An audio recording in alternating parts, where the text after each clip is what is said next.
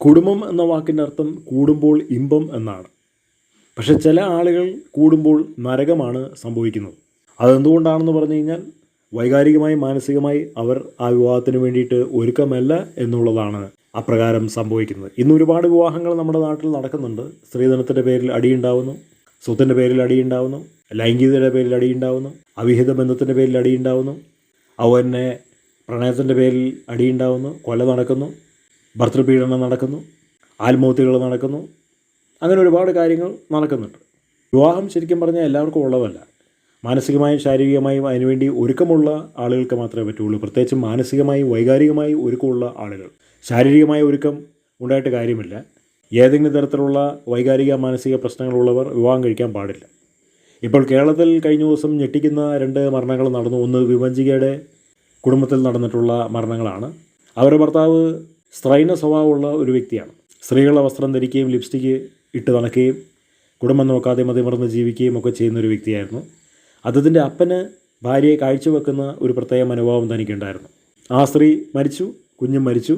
ഇപ്പോൾ ദുബായിൽ നിന്ന് അതുല്യ എന്ന പേരിലുള്ള ഒരു പെൺകുട്ടിയുടെ മരണം ഇന്ന് പത്രങ്ങളിൽ വലിയ വാർത്തയായിട്ട് വന്നിരിക്കുകയാണ്.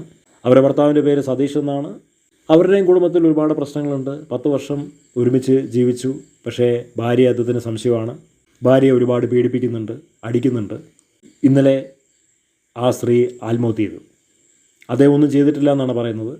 പക്ഷേ അദ്ദേഹത്തിൻ്റെ നിരന്തരമായിട്ടുള്ള പീഡനം, മാനസിക ശാരീരിക വൈകാരിക പീഡനം കാരണം ആണ് ആ സ്ത്രീ മരിച്ചത്. ഈ പീഡിപ്പിക്കാൻ വേണ്ടി എന്തിനാണ് വിവാഹം കഴിക്കുന്നത്? അല്ലെങ്കിൽ വൈകാരികമായി മാനസികമായി പീഡിപ്പിക്കാൻ വേണ്ടിയിട്ട് വിവാഹം കഴിച്ചിട്ട് എന്താണ് കാര്യം? അതുകൊണ്ട് എന്ത് സന്തോഷമാണ് കിട്ടുന്നത്? അദ്ദേഹം വലിയൊരു മദ്യപാനിയായിരുന്നു, മാനസിക പ്രശ്നമുള്ള വ്യക്തിയായിരുന്നു, ഒരു സൈക്കോ ആണ്. അപ്പോൾ ഈ മാനസിക പ്രശ്നമുള്ളവന് കുടുംബജീവിതം ആസ്വദിക്കാൻ ഒരിക്കലും കഴിയില്ല, ഭാര്യയെ സ്നേഹിക്കാൻ ഒരിക്കലും കഴിയില്ല, അവരുടെ കുടുംബത്തിലെ പ്രശ്നങ്ങൾ ഒരിക്കലും തീരില്ല.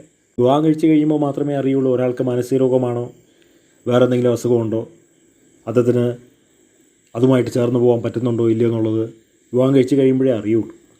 ഒരുപാട് പേരുടെ കുടുംബങ്ങളിൽ നടക്കുന്ന പരാജയം അതാണിപ്പോൾ നമ്മുടെ സമൂഹത്തിൽ യുദ്ധകാലാടിസ്ഥാനത്തിൽ നടന്നുകൊണ്ടിരിക്കുന്നത്. അത് വളരെ ശോചനീയമായ ഒരു കാര്യമാണ്, വളരെ ദുഃഖകരമായ ഒരു കാര്യമാണ്.